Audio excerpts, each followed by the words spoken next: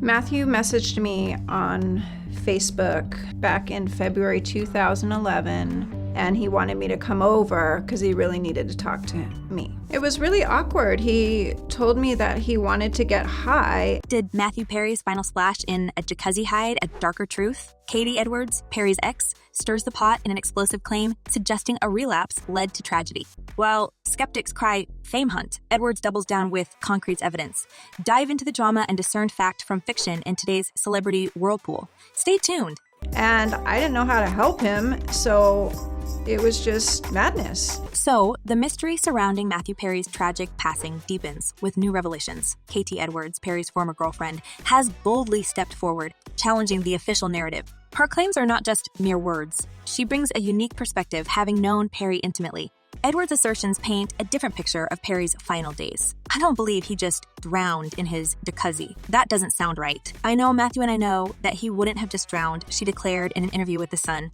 Her skepticism stems from her intimate understanding of Perry's habits, especially during his struggles with addiction. She recalls how Perry, ever cautious, would consume all evidence of his substance use, saying he was paranoid and would take them all so there wasn't any evidence and then go out for more when he was ready to. This pattern of behavior, she believes, might explain why no substances were found at his home. It's a startling insight into the lengths Perry would go to hide his addiction, suggesting a deep-rooted battle with his demons. It got to the point where Mathew was using drugs every day. It was about 3 months of heavy partying. Edwards' claim gains further credibility when considering her history with Perry. Having met at an Alcoholics Anonymous meeting in 2006 and later serving as his delivery driver in 2011, Edwards had a front row seat to Perry's struggles. My relationship with Mathew turned intimate about 3 years after meeting him at my grandfather's. It lasted 6 months on and off. Her role in his life extended beyond that of a romantic partner. She was a witness to his darkest hours. She recounts an incident in 2020 stating, "I was like 5 months pregnant going down and getting stuff for him.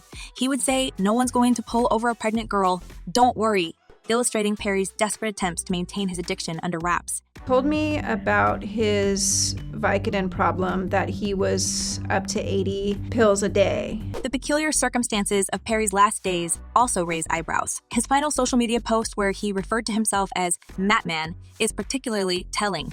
Edwards interprets this alter ego as a sign of Perry's altered state, remarking that Matman thing was not something he did when he was sober. Matman would come out when he was not sober and he felt kind of invincible. Even more unsettling is Edwards' claim that Perry had a peculiar affinity for water during his substance-induced episodes, often finding himself in precarious situations. He had a thing with water when he was doing substances, she asserts, recalling a time she had to retrieve a naked and high Perry from his neighbor's pool.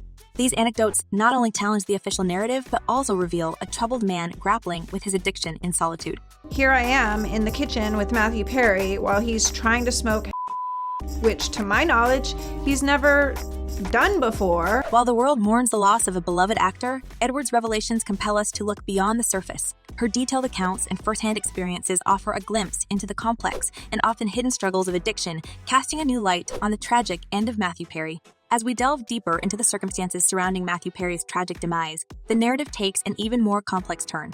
Kayti Edwards' explosive claims have not only cast doubt of the official version of events, but have also ignited a firestorm of public speculation and skepticism. Critics argue that Edwards, seizing an opportune moment, might be using the tragedy to catapult herself into the limelight. The accusation of her seeking fame through these revelations has added another layer to an already convoluted story. Yet, it's impossible to dismiss Edwards' statements outright, especially given the ambiguous nature of the official investigation into Perry's demise. The details surrounding the case remain shrouded in uncertainty. Police vehicles lining his street overnight, firefighters and paramedics responding to a call at his house. The official cause of death, though. The actor's death certificate, as reported by News and others, lists the cause of demise as deferred, pending further investigation. This ambiguity leaves room for rampant speculation and suspicion. A bystander had brought Mathew's head above the water and gotten him to the edge of the hot tub. Then firefighters removed him from the water, LAF spokesperson Nicholas Prange recounted.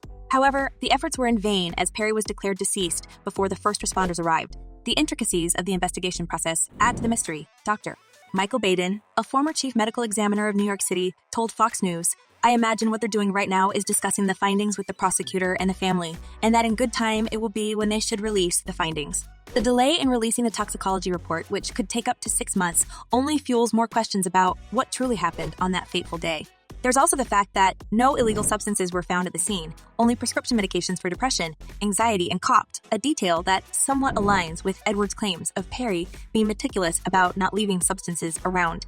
The absence of underlying diseases or injuries on death certificate further complicates the narrative. In the tragic saga of Mathew Perry's untimely demise, his own long struggle with addiction plays a crucial and heartrending role. Perry's battle with substances wasn't a secret. In fact, he openly discussed it in various interviews, providing a harrowing glimpse into the life of someone grappling with addiction. And so does alcoholism and addiction. And it took over decades of my life, and I pray to you. Perry's relationship with booze began early. In a 2022 interview with Diane Sawyer on ABC News 2020, he recalled his first drink at age 14 in Ottawa, Canada. "And I lay in the grass and just was in heaven. I thought to myself, this must be the way that normal people feel all the time," Perry reminisced. Unlike his friends, for Perry, booze was more than just a source of temporary euphoria. It was an escape, a way to feel normal. As his addiction escalated, so did the lengths to which Perry would go to sustain it. He confessed to the New York Times, "I would fake back injuries. I would fake migraine headaches. I had 8 doctors going at the same time." These efforts were driven not by a desire to get high, but by a desperate need to stave off withdrawal. But I was taking 55 Vicodin a day. I weighed 128 pounds. Perry's addiction led him to even more drastic measures, like stealing pills from open houses. As he explained, "The weirdest thing I did was on Sundays I would go to open houses and go to the bathrooms and steal them."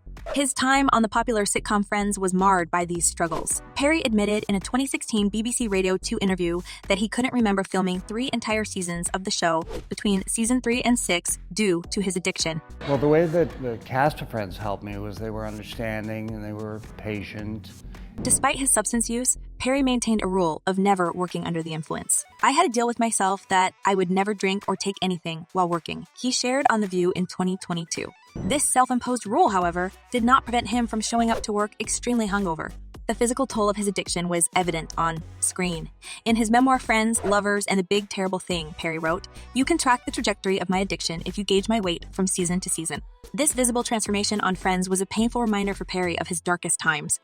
I was on Friends getting watched by 30 million people, and that's why I can't watch the show, because I was like brutally thin. His addiction didn't just affect his TV work, it spilled over into his film career. While shooting Serving Sarah alongside Elizabeth Hurley, Perry's substance misuse reached a point where the production had to pause for him to enter rehab. Hurley recalled the experience as a nightmare, albeit acknowledging her fond memories of him. I wasn't weaker. It wasn't my will that was screwed up. It was that I have this disease and I need to get help. Perry's commitment to recovery saw him enter rehab multiple times. In 2011, he proactively checked into rehab, telling TMZ, "I'm making plans to go away for a month to focus on my sobriety and to continue my life in recovery." He didn't just focus on his own recovery. He became an advocate for others battling addiction. He supported substance courts and even opened his former Malibu home as Perry's House, a 12-step sobriety and meditation program partnering with interventionist Earl Hager.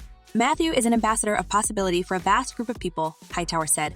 However, Perry's battle with addiction wasn't without severe health consequences. In 2018, he underwent surgery for a gastrointestinal perforation, a condition exacerbated by his long-term opiate use. This health scare nearly cost him his life, with doctors giving him a mere 2 chances to live. Reflecting on his tumultuous journey, Perry realized the extent of his struggles while recording the audiobook for his memoir. He told the New York Times, "Oh my God, what a terrible life this person has had," before realizing he was speaking about himself. Despite the immense challenges, Perry remained grateful for his life and his sobriety. As he expressed in a 2022 interview with People, "I'm grateful to be alive, that's for sure." Mathew Perry's life, marked by fame and fraught with personal battles, is a stark reminder of the relentless grip of addiction.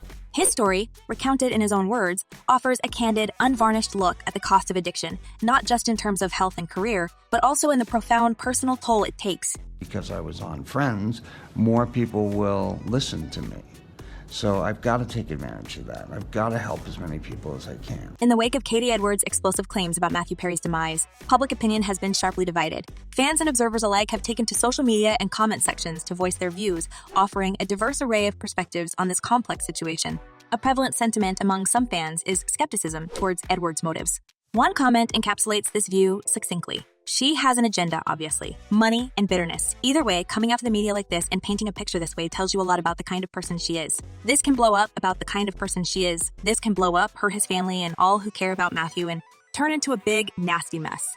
Another viewpoint challenges the plausibility of Edwards' theory about Perry's demise. A fan of Pine's? What an absolute grifter. You most certainly can just drown if you have a heart attack or slip and knock yourself out. Wow.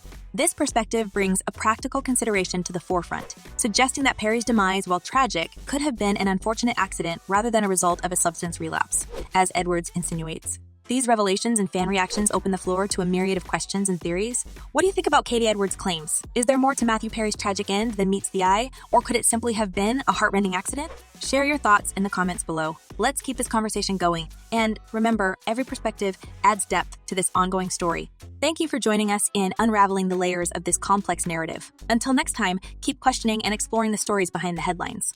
Farewell, and stay tuned for more